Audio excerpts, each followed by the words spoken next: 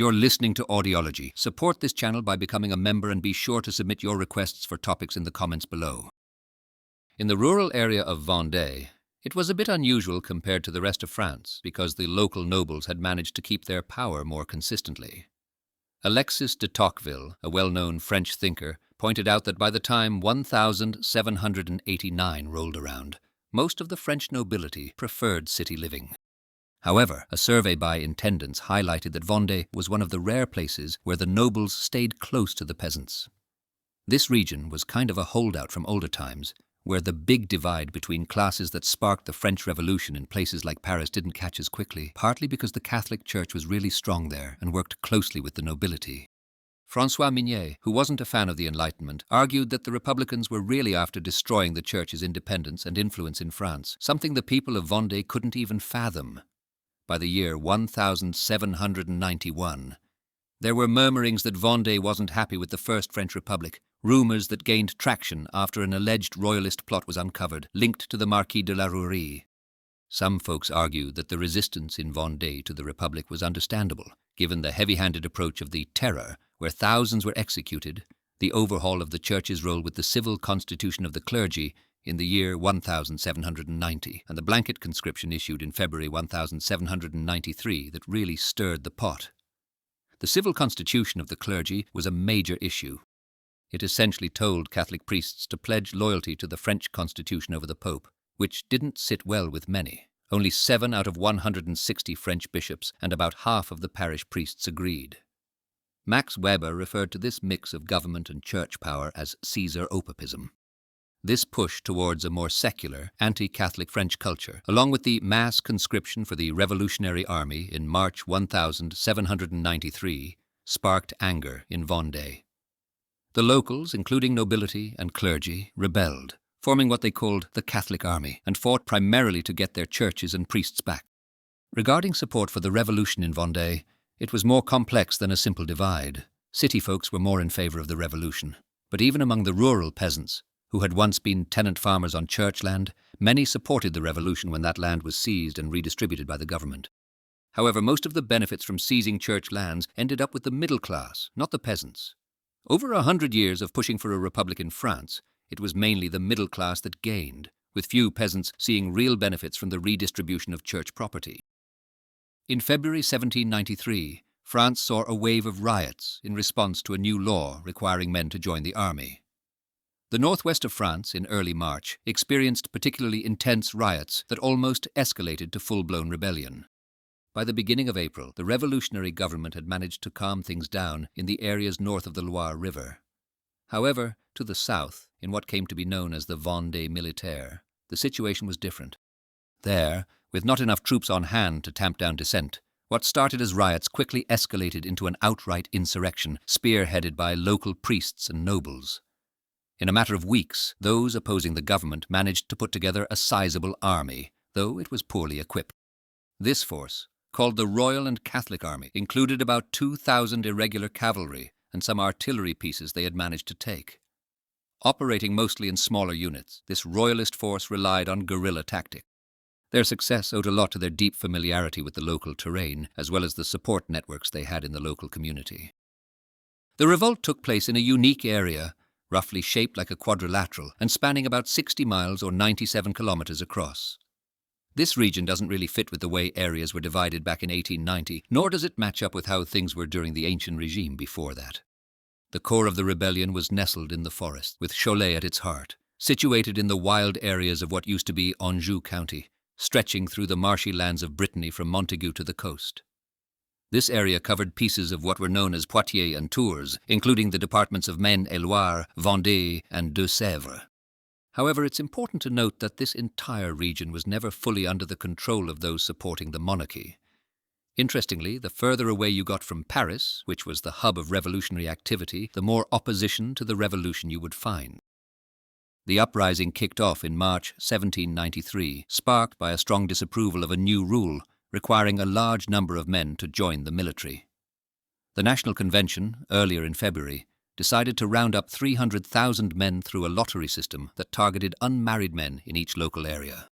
This move was a reminder of the old ways under the monarchy and didn't sit well with people in the countryside, leading to the first real acts of rebellion. While many areas saw this opposition quickly die down, the scenario was more intense and dragged on longer in the lower part of the Loire, including places like the Mauges and the Vendéan bocage.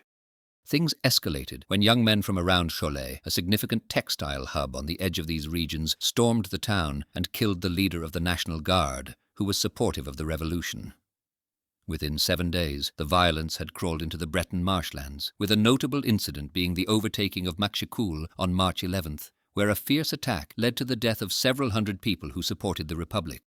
The insurgents gained further momentum with Jacques Cathelineau and Jean-Nicolas Stofflet, leading a group in capturing Saint-Florent-le-Vieil on March 12th. By mid-March, what started as a small-scale protest against military conscription had evolved into a widespread insurrection. The Republic wasted no time in sending a hefty force of over 45,000 troops to quell the rebellion. The first significant battle took place on the night of March 19th, when a group of 2,000 Republican soldiers, led by General Louis-Henri François de Marsay, encountered rebels north of Chantenay by the Gravreau Bridge over the Petit-Lay River. After 6 intense hours of conflict, the rebels received reinforcements, overpowering the Republican troops. Additionally, a few days later, on March 22nd, another Republican force met defeat near Chalon-sur-Loire, signaling a challenging start for the government forces against the rebellion. On May 5, 1793, a significant battle unfolded at the Pont de Vrine, a bridge leading to the town of Thouars, where the Vendéan rebels made their stand. For 6 intense hours, the rebels struggled to capture the bridge until Louis-Marie de Lescure, bravely leading his first battle, stepped onto the bridge alone under direct enemy fire, inspiring his troops to follow. Rallying, they charged across the bridge. Meanwhile, Charles de Bonchamp's cavalry flank caught the Republican defenders by surprise, crossing the river at a shallow ford. Despite reinforcements rushing to aid the Republicans, the battle turned in favor of the rebels. Led by Henri de la Roche-Jacquelin, the insurgents broke through the defenses and stormed into the city, forcing the Republican soldiers to surrender quickly. The victors captured a significant stockpile of weapons and gunpowder, yet showed mercy to their prisoners. They allowed the captured Republican forces to leave under one condition: they must swear never to fight in the Vendée region again, and had their hair shaved off as a sign of their oath, making them easily recognizable if they ever broke their promise and were caught once more. On the 25th of May, 1793, the army supporting the Catholic and Royalist cause managed to capture Fontenay-le-Comte. Leading the way was Lescure, fearlessly charging ahead under the heat of enemy gunfire, all the while rallying his troops with cries of "Long live the King!" Remarkably, he came out of the cannon fire without a scratch. In the same spirit of bravery, La Roche-Jacquelin made himself a target by wearing his now iconic 3 red handkerchiefs around his head, waist and neck, despite knowing the Republican forces' gunners were specifically aiming for them. After their triumph, his allies, inspired by his audacity, decided to adopt his style. They too began wearing 3 red handkerchiefs, making it harder for the enemy to single out La Roche-Jacquelin in future clashes. Following this victory, the only significant towns in the Vendée region still under the Republic's control were Nantes and Les Sables d'Olonne. On June 9, 1793, the town of Saumur was taken over by Vendéan rebels led by Jacques Cathelineau from the control of Louis-Alexandre Berthier. This triumph handed the insurgents an enormous cache of weapons, featuring 50 cannons, marking the peak of their rebellion. It was a significant achievement for the Vendéans, as they had never before seized such a large town, and they managed to do so in just 1 day, causing significant casualties among its Republican defenders. The battle resulted in a large number of prisoners, some of whom joined the Vendéan side, while many residents of the town escaped to Tours. On June 24, 1793, the leaders of the Catholic and Royalist forces issued a warning to the mayor of Nantes, Bacot de la Chapelle, demanding the city's surrender. They threatened to kill the city's defenders if he refused. A few days later, on June 29th, with a force of 40,000 troops, they launched an attack on Nantes. Inside the city, there were Republicans who had escaped to Nantes seeking refuge, sharing terrifying stories of what the rebels did to other towns they had captured. Despite being injured in the leg, Mayor Bacot de la Chapelle rallied the city's defenders from atop a dust cart he dubbed the Chariot of Victory. The rebel forces, led by Charette, Bonchamps, Cathelineau and Leroux, suffered from poor coordination, which weakened their attack. Specifically, Cathelineau's troops were delayed by skirmishes along the Erdre River with a Republican battalion. Cathelineau himself was fatally wounded in the head, leading his forces to lose morale and eventually retreat, failing to capture Nantes. In October of 1793, Jean-Baptiste Carrier sought to punish the Vendean prisoners captured after their unsuccessful siege of Nantes. Initially, he ordered mass shootings, but when this method proved unfeasible, he resorted to drowning the prisoners. He did this by loading them onto boats fitted with trapdoors. When these doors were opened, the prisoners were dropped into the River Loire to drown. There were rumors that female prisoners were stripped naked and bound to men before being drowned together, in a grim practice referred to as Republican marriages. However, it's worth noting that some modern historians question the veracity of these accounts, suggesting they might be myths from the counter-revolutionaries. On the 5th of July, 1793, a significant historical event unfolded at Châtillon-sur-Sèvre, close to the town of Mauléon. This was the First Battle of Châtillon, where Marquis de la Rochejacquelin led a large force of 20,000 Vendean royalists into battle against a French Republican army commanded by General François-Joseph Westermann. The royalists secured a notable victory, inflicting heavy losses on the Republicans, with 5,000 of their soldiers either killed or wounded. Among those who lost their lives in this battle was the French Republican General Chambon. The Battle of Luçon wasn't just one event, but unfolded through 3 separate encounters spanning 4 weeks. It kicked off on July 15th and wrapped up on August 14th, 1793. These battles saw the Republican forces, led by Augustin Tonk, clashing with the Vendéan troops. The final showdown on August 14th near the town of Luçon marked the end of these encounters, with Maurice d'Elbé's Vendéan rebels going head-to-head with the Republican army. The first of these engagements on July 15th saw Claude Sandoz and his team of 800 successfully holding back 5,000 insurgents commanded by d'Elbé. On July 28th, Tonk managed to fend off another assault. By the time August 14th rolled around, Tonk and his force of 5,000 had a decisive victory, overcoming 30,000 insurgents led by none other than François de Charette himself. On September 21st, 1793, a conflict known as the Battle of Montaigu unfolded when the Vendéens launched an attack on General Jean-Michel Baisse's division of the French Republicans. Caught off guard, Baisse's troops tried to fend off the attack but suffered significant losses, with 400 of their men either killed or captured. Notably, a number of these captured soldiers were quickly executed by the Vendéens, and tragically, their bodies were later discovered in the castle wells by forces led by Jean-Baptiste Kléber. On the 11th of October, 1793, a significant event known as the Second Battle of Châtillon unfolded near the small town of Châtillon-sur-Sèvre, close to Mauléon. During this confrontation, a group of Vendéan royalists, commanded by Louis-Marie de Lescure and Charles de Bonchamp, engaged in a skirmish with a contingent of French Republican soldiers. These Republicans were part of the coasts of La Rochelle army and were under the leadership of Alexis Chalbos. The battle ended in a victory for the Vendéan royalists, as they successfully routed the Republican forces. However, the day's conflict didn't end there. In the evening, François-Joseph Westermann led a Republican raiding party in a surprise attack against the Vendéan camp. This assault resulted in significant losses among both the Vendéan fighters and their non-combatant supporters. Following these events, the Vendéan royalists decided to retreat, moving towards Mortagne-sur-Sèvre the next day. On August 1st, 1793, the Committee of Public Safety gave Jean-Baptiste Carrier orders to pacify a region through its complete physical destruction. These orders were not acted upon immediately. However, demands for total destruction continued steadily. The Republican army became stronger, thanks to the first recruits from the mass draft and additional troops from mines. But the Vendéan army faced its first significant defeat in Cholet on October 17th. To make matters worse for the rebels, their forces were divided. In October 1793, a major group led by Henri de la Rochejacquelin, comprised of about 25,000 soldiers and thousands of civilians, moved across the Loire towards the port of Granville. They were hoping to join forces with a British fleet and a group of exiled French nobles. However, upon reaching Granville, they found it secured by Republican forces and no sign of the British. Their efforts to capture the city failed. On their retreat, the Republican forces attacked the long-stretched columns of Vendéan forces who were already weakened by hunger and disease. Many died during this time. The defeat was sealed at the decisive Battle of Savernay on December 23rd. The day after, Lieutenant General Jacques-Alexis de Verteuil was among those executed, though historians note that the revolt continued even after the battle.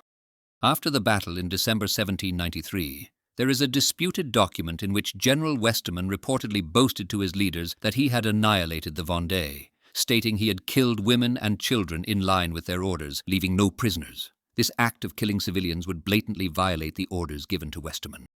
Despite his claim of leaving no survivors, records indicate that several thousand Vendean prisoners were still alive under Westermann's control around the time he claimed to have exterminated all. In December 1793, after the pivotal Battle of Savonay, the authorities issued orders for a forced evacuation and implemented a scorched earth policy. This meant that farmlands were destroyed and forests, crops and villages were set ablaze. Reports emerged of numerous atrocities and a widespread campaign of mass killing aimed at residents of the Vendée, targeting everyone regardless of whether they were combatants or civilians, their political views, or even their age or gender. Women in particular were targeted because they were viewed as bearing future opponents of the revolution. Between January and May 1794, the forces known as the Infernal Columns, led by General Louis-Marie Turreau, were responsible for the massacre of 20,000 to 50,000 Vendéan civilians. In the later stages of the conflict, figures like Blessed Guillaume Repin and 98 other religious individuals, many of whom were later honored by the Catholic Church, lost their lives. Under the direction of Nicolas Hentz and Marie-Pierre Adrien Francestel in Anjou, Republican forces captured 11,000 to 15,000 Vendéans.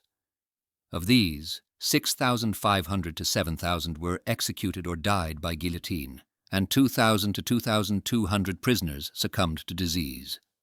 In February 1794, the Republican forces embarked on their final mission to pacify the area, known as Vendée Avenged, with 12 infernal columns under General Turreau. General Turreau sought guidance on how to deal with women and children in rebel areas, indicating he was prepared to kill them if necessary. The Committee of Public Safety's response was clear: eliminate all rebels without exception. Despite this harshness, the convention later made offers of peace, promising freedom of worship and protection of property. General Hoche successfully implemented these policies, which included returning cattle to the peasants who surrendered, providing some support for the priests, and on the 20th of July 1795, defeating an expedition that sought to challenge Republican control. Agreements made at La Jaunaye and La Mabiaye in 1795 were largely respected by the Vendéans. On the 16th of July 1796, the conflict was officially declared over, and by the end of July the state of siege in the western departments was lifted. The Vendéan conflict resulted in an estimated 117,000 to 450,000 deaths from a population of approximately 800,000. The 100 Days. Historian Theodore A. Dodge noted that the Vendéan War, marked by fierce resistance from 1793 to 1799, saw sporadic outbursts of violence, especially in 1813, 1814, and 1815. During Napoleon's return to power in 1815, known as the 100 Days, parts of the Vendée remained loyal to King Louis XVIII. Napoleon, in need of troops for the Waterloo campaign, sent a force of 10,000 under Jean-Maximilien Lamarck to quell the 8,000-strong Vendéan force led by Pierre Constant Suzannet. This final clash, known as the Battle of Rocheservière, brought an end to the Vendéan uprisings. In a concise period of French history, an era that Charles Tilly views in a more favourable light, we experienced a transformative moment that has remarkably influenced French politics. The event in question centred around the West's counter-revolution, which emerged as a direct response to revolutionary officials' efforts to establish a form of governance that was direct. This new ruling approach significantly diminished the roles of nobles and priests, who had served as semi-independent intermediaries, and directly imposed the state's demands for taxes, manpower, and compliance onto individual communities, neighborhoods, and households. This shift not only extended the state's control to every corner of the society, but also placed unprecedented political power in the hands of the bourgeois class. The French revolutionaries' initiative to deepen the state's influence and eliminate any form of dissent set off a process that unfolded over 25 years. The Vendée Rebellion immediately became emblematic of the struggle between revolutionary forces and counter-revolutionary movements, marked by unabated violence. The entire region, including its towns, underwent drastic changes. Names were altered, with Vendée itself being renamed Vange. Although towns and cities received new names, the original names persisted within villages and farms. Beyond debates of whether this constituted genocide, some historians view the uprising as mainly a resistance to conscription, which later expanded to encompass additional grievances. For a few months, control over Vendée eluded the Parisian revolutionaries, who attributed the revolt to a resurgence of royalist sentiments, failing to recognize it as anything but a noble conspiracy. However, historians Mona Ozouf and François Furet argue against this interpretation. They suggest that the area, which lacked a unified stance under the old regime, was not inherently opposed to the nation. The opposition emerged against the backdrop of the new regime's principles and administrative structures, particularly the redrawn map of districts and departments, the administrative dictatorship, and the issue with non-juring priests. Although rebellion first broke in August 1792 and was quickly subdued, and even the king's execution didn't incite a rebellion, it was the enforced conscription that truly ignited the insurrection. Despite the Vendéans rallying under the banners inscribed with God and King, their fight was less about mourning the old regime, and more a stand against the unacceptable new order being imposed upon them. Thanks for watching. Share your thoughts in the comments and subscribe for more content.